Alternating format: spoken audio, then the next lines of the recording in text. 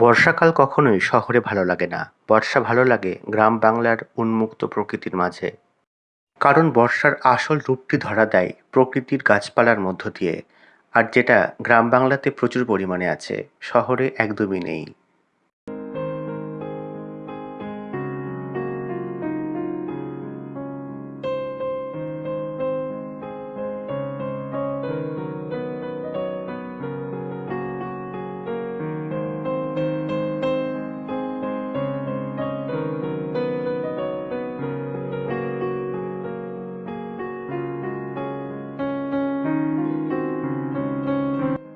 বর্ষাকালের train journey সব থেকে সুন্দর, কারণ এই সময় ট্রেনের জানলা দিয়ে বাইরে তাকালেই কেবল সবুজ আর সবুজ।